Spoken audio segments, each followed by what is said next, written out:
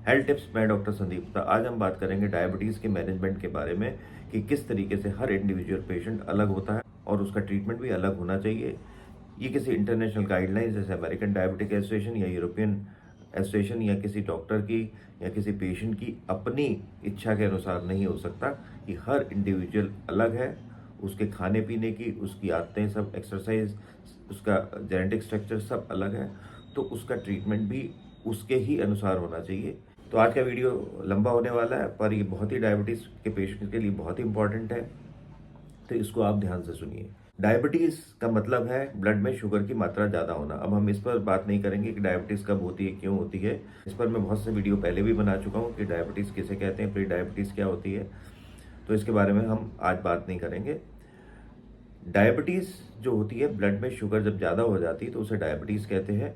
पर ब्लड में शुगर उसी तरीके से है कि जैसे कि फीवर होता है। फीवर के दसियों रीजंस होते हैं, वायरल भी हो सकता है, बैक्टीरियल भी हो सकता है, निमोनिया भी हो सकता है, टीबी की वजह से भी हो सकता है, ऑटो इम्यून डिसऑर्डर्स की वजह से भी होता है। उसी तरीके से डायबिटीज़ भी जो होती है, शुगर तो उसमें बड़ी होती है, पर उसका रीज़न कई हो सकते हैं। इंसुलिन रेजिस्टेंस हो सकता है, इसका मतलब कि इंसुलिन ज़्यादा काम नहीं कर रही होती सेल्स पर, इसलिए इंसुलिन ज़्यादा होती है बॉडी में, या फिर इंसुलिन की कमी होती है, या फिर दोनों हो सकते हैं। या जो इंडिविजुअल पेशेंट है उसका कार्बोहाइड्रेट इंटेक ज़्यादा है, या फिर हेपेटिक मेटाबॉलिज्म यानी कि लिवर में मेटाबॉलिज्म ग्लूकोज का गड़बड़ है, जिससे ग्लूकोज का प्रोडक्शन ज़्यादा होता है, या फिर पेंक्रियाज में कोई प्रॉब्लम है, पेंक्रेटाइटिस हो चुकी है, या कोई पेंक्रियाज का ऑपरेशन हुआ जहाँ पर इंसुलिन बनती है सेल से, उसमें अगर वो मास ही कम हो गया तो उससे इंसुलिन कम बनेगी। जो ग्लूकोज का यूटिलाइजेशन होता है वो मसल मास पर डिपेंड करता है। अगर मसल मास ही नहीं होगा तो ग्लूकोज का यूटिलाइजेशन नहीं होगा, जब यूटिलाइजेशन नहीं होगा तो ग्लूकोज ब्लड में बढ़ने लगेगा। तो अब हम बात करते हैं कि किस तरीके से हर पेशेंट डिफरेंट होता है। पहले हम बात करते हैं टाइमिंग्स के बारे में। टाइमिंग्स मानी खाने के टाइमिंग्स के बारे में। मैं पहले भी कई वीडियो में बता चुका हूँ, डायबिटिक्स में खाने का टाइम फिक्स होना चाहिए, उसकी खाने की मात्रा फिक्स होनी चाहिए, और खाने का टाइमिंग इस तरीके से होना चाहिए कि ब्रेकफास्ट लगभग 8-9 बजे के आसपास, लंच करीब 2 बजे के आसपास, और डिनर भी 8-9 बजे के आसपास होना चाहिए, यानी कि लगभग 6 घंटे का गैप होना चाहिए। और तीनों ऑलमोस्ट सेम होने चाहिए, मतलब कैलोरी वाइज सेम होने चाहिए। और इन दोनों के बीच में कुछ स्नैक्स ले सकते हैं, प्रोटीन स्नैक्स, या फिर आप फ्रूट्स ले सकते हैं, या चाय या दूध ले सकते हैं। जब आप दूध भी लेते हैं तो उसको भी 3 हिस्सों में बांट के लेना है। कुछ थोड़ा दही दोपहर को ले लें, और सुबह शाम आप दूध ले सकते हैं थोड़ा थोड़ा। जैसे कुछ लोग 2 बार खाते हैं, यानी कि लेट ब्रेकफास्ट करते हैं 10-11 बजे के आसपास, तो इसलिए उनके मील की क्वांटिटी ज़्यादा हो जाती है, तो पोस्ट प्रेंडियल यानी खाने के बाद की शुगर बढ़ जाती है। पर इवनिंग के समय ये शुगर कम हो जाती है। और इसी तरीके से रात को भी ज़्यादा खाते हैं क्योंकि लंच नहीं किया होता है, तो इसलिए फास्टिंग शुगर उनकी बढ़ जाती है। तो जिन लोगों की पोस्ट पेरेंडियल शुगर ज़्यादा होती है, यानी कि खाने के बाद की शुगर ज़्यादा होती है, उनमें अलग तरीके की मेडिसिन देते हैं। और अगर कोई इरेगुलर टाइमिंग्स होती हैं कि खाने का कोई टाइमिंग ही नहीं है, जिस समय मर्जी खा ले, तो उन लोगों की शुगर कंट्रोल कर पाना बड़ा मुश्किल होता है। पेशेंट अक्सर ये कहते हैं कि दूसरे पेशेंट की इन्हीं दवाइयों पर कंट्रोल है या इसी इंसुलिन पर कंट्रोल है, पर मेरी क्यों नहीं हो रही है। तो आप इस चीज़ को समझिए कि अगर आपके टाइमिंग से इरेगुलर होंगे तो आपकी शुगर भी डिफरेंट होगी। अगर जिसको डायबिटीज़ नहीं है, वो चाहे कितना ही मीठा खा ले, जब तक उसे डायबिटीज़ नहीं हुई है, तो उसकी शुगर बढ़ेगी नहीं। पर अगर आप 2 की 3 रोटी खा लेते हैं या खाने के टाइमिंग्स चेंज कर देते हैं, तो शुगर में बहुत ज़्यादा फ्लक्चुएशन होंगे। डायबिटीज़ के स्टार्टिंग में जब इंसुलिन रेजिस्टेंस ज़्यादा होता है, टाइप 2 डायबिटीज़ की बात कर रहा हूँ मैं, उस समय तो शुगर कंट्रोल रह सकती है इरेगुलर टाइमिंग्स में। बाद में जब हम सल्फोनाइल यूरियास देने लग जाते हैं या इंसुलिन देने लग जाते हैं दवाइयों के साथ में, तो फिर शुगर कंट्रोल होना बहुत मुश्किल इरेगुलर टाइमिंग्स के साथ में। अगर लेट नाइट आप मिल्क लेते हैं, यानी कि सारा का सारा दूध रात को ही ले लेते हैं, तो फास्टिंग हमेशा बढ़ी हुई आएगी। तो अक्सर ये पेशेंट कहते हैं मेरी फास्टिंग बढ़ी हुई है और खाने के बाद की मेरी नॉर्मल आती है, ये पता नहीं क्यों बढ़ी हुई। तो इसको समझिए कि अगर रात का खाना ज़्यादा खाएंगे या लेट नाइट खाएंगे या रात को दूध ज़्यादा पिएंगे, तो शुगर फास्टिंग बढ़ी हुई ही होगी। अगर किसी पेशेंट का मसल मास ज़्यादा है, तो वो अगर थोड़ा सा ज़्यादा खा लेते हैं या फिर थोड़ा सा ऐसी चीज़ खा लेते हैं शुगर को छोड़कर, जैसे चावल है या आलू वगैरह है, तो उनमें शुगर उतनी नहीं बढ़ेगी बजाय उनके कि जिनकी मसल मास बहुत कम है और वो फैटी ज़्यादा है। अगर कोई एक्सरसाइज करता है, एक्सरसाइज का मतलब एरोबिक एक्सरसाइज से है, एरोबिक एक्सरसाइज ज़्यादा करते हैं, 4 से 6 किलोमीटर चलते हैं या ट्रेडमिल पे भागते हैं या साइकिलिंग करते हैं 12 किलोमीटर के आसपास, तो ऐसे पेशेंट्स में क्योंकि ग्लूकोज की बर्निंग या ग्लूकोज का यूटिलाइजेशन मसल्स लेवल पे ज़्यादा होता है तो ब्लड शुगर थोड़ा सा कम हो जाती है। अगर मसल मास ज़्यादा होता है तो शुगर का यूटिलाइजेशन भी पेरिफेरल लेवल पे ज़्यादा होता है, तो उससे थोड़ा सा ब्लड शुगर कम हो जाती है और हमें डायबिटीज़ को कंट्रोल करने में मदद मिलती है। मैं अक्सर ये कहता हूँ कि सेल्फ मॉनिटरिंग और ब्लड ग्लूकोज करना चाहिए और खुद ये देखना चाहिए कि आपको किस फूड से या किस खाने से आपको ब्लड शुगर ज़्यादा बढ़ रही है, और खुद ये डिसाइड करना चाहिए कि मेरे लिए कौन सी अच्छी चीज़ है और कौन सी बुरी चीज़ है। आप आगे एक दिन रोटी खा के देखिए, उसके बाद 2 घंटे बाद शुगर देखिए, और उस एक बार चावल खा के देखिए, उसके बाद 2 घंटे बाद शुगर देखिए, और एक बार चावल को दाल के साथ मिक्स होके और सलाद खूब सारा खा के देखिए, उसके 2 घंटे बाद शुगर करके देखिए। तो मेरा कहने का मतलब ये है कि अगर आप चावल जैसे नहीं खाना चाहिए, कम खाना चाहिए, उसको आप ऐसे खानों के साथ में खाते हैं जो ब्लड शुगर बहुत ज़्यादा नहीं बढ़ाते हैं, जैसे सलाद है बहुत ज़्यादा खाएं उसको, जैसे खीरा, टमाटर, ककड़ी वगैरह, अगर वो ज़्यादा खाते हैं साथ में, या दालें ज़्यादा खाते हैं जिनका ग्लाइसेमिक इंडेक्स नहीं है, चावल थोड़ा खाते हैं और दाल ज़्यादा यूज़ करते हैं, तो ऐसे लोगों में ब्लड शुगर कम बढ़ेगी खाने के बाद में, बजाय कि ऐसे लोगों में जो मटर पुलाव खाते हैं या बिरयानी खाते हैं जिसमें घी भी बहुत होगा और चावल तो होंगे ही होंगे, तो उसमें शुगर बहुत ज़्यादा बढ़ेगी। अगर इस तरीके से खाते हैं जैसे चावल को दाल के साथ मिला के और साथ में सलाद खूब खा रहे हैं, तो उसमें ब्लड शुगर कम बढ़ेगी। तो ये कंपेयर मत करिए कि अमुक पेशेंट को चावल खाने से शुगर उसकी नहीं बढ़ती है और हमारी शुगर क्यों बढ़ती है। ये ज़्यादातर सारी बातें जो हो रही हैं वो टाइप 2 डायबिटीज़ के मेलिटस के केसेस में हो रही हैं। आखिर में हम टाइप 1 डायबिटीज़ के बारे में बात करेंगे।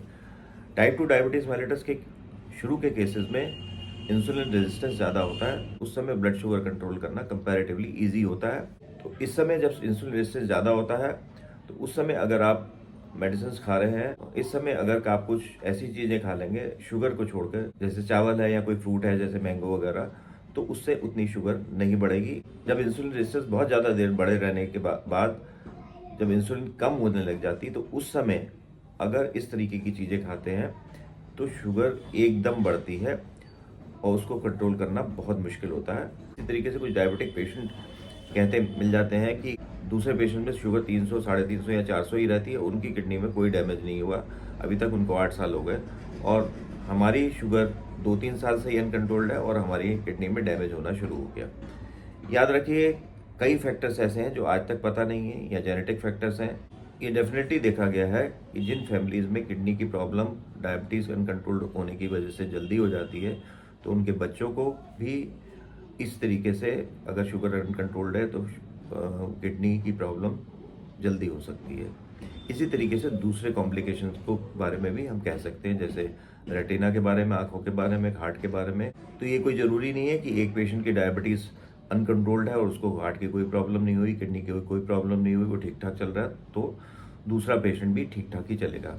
कई ऐसे फैक्टर हैं जो हमें आज तक पता नहीं है कि वो कौन से फैक्टर्स किडनी को प्रोटेक्ट करते हैं या कौन से फैक्टर किडनी को डैमेज करते हैं। कुछ लोग खाने के बाद चलते ज़रूर हैं।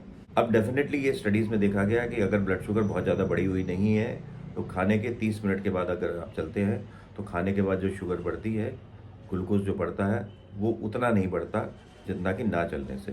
पहले लोग कहते थे कि खाने के बाद नहीं चलना चाहिए, पर अब डेफिनेट स्टडीज़ हैं कि अगर खाने के 30 मिनट के बाद आप चलते हैं, तो आपकी शुगर बढ़िया कंट्रोल होगी। अगर आप ऐसी चीज़ें खा लेते हैं कि तली हुई चीज़ें और राइस वगैरह जो आपको नहीं खानी चाहिए डायबिटिक पेशेंट में, और उसके 30 मिनट के बाद चलते हैं, तो उतनी शुगर नहीं बढ़ेगी जितनी अगर आप नहीं चले तो। ये आप self monitoring of blood glucose जो ग्लूकोमीटर से करते हैं, तो उसको आप खुद देख सकते हैं और खुद डिसाइड कर सकते हैं, और खुद ये डिसाइड करिए कि आपको ये चीज़ करनी चाहिए कि नहीं करनी चाहिए। और आखिर में अब ये बात करेंगे कि हर दवाई हर पेशेंट में समान रूप से इफ़ेक्टिव नहीं होती है, और इंसुलिन भी हर पेशेंट में डिफरेंट तरीके की देनी चाहिए और डिफरेंट टाइम पे देनी चाहिए। अगर आपको इंसुलिन रेजिस्टेंस ज़्यादा है तो ऐसी दवाइयाँ देनी चाहिए जो इंसुलिन रेजिस्टेंस कम करते हैं, और अगर इंसुलिन कम है तो ऐसी मेडिसिन देनी चाहिए जो इंसुलिन की सेक्रेशन को बढ़ाती है, जैसे सल्फोनाइल यूरिया वगैरह। अगर आपको विसरल फैट ज़्यादा है, यानी कि फैटी लिवर वगैरह भी है और इंसुलिन रेजिस्टेंस भी ज़्यादा है, तो पायोग्लिटाजिन देनी चाहिए। और अगर अगर आप फीमेल हैं और खासकर पोस्ट मीनोपॉजल फीमेल, पायोग्लिटाजिन अवॉइड करनी चाहिए क्योंकि उसमें बोन्स वीक होती हैं इसको देने में। और अगर हार्ट में कोई प्रॉब्लम है तो आपको पायोग्लिटाजिन अवॉइड करनी चाहिए। किडनी में कोई प्रॉब्लम है या और साथ में हार्ट में भी प्रॉब्लम है और पेशेंट ओवरवेट है, तो हमें SGLT2 इनहिबिटर्स देने चाहिए।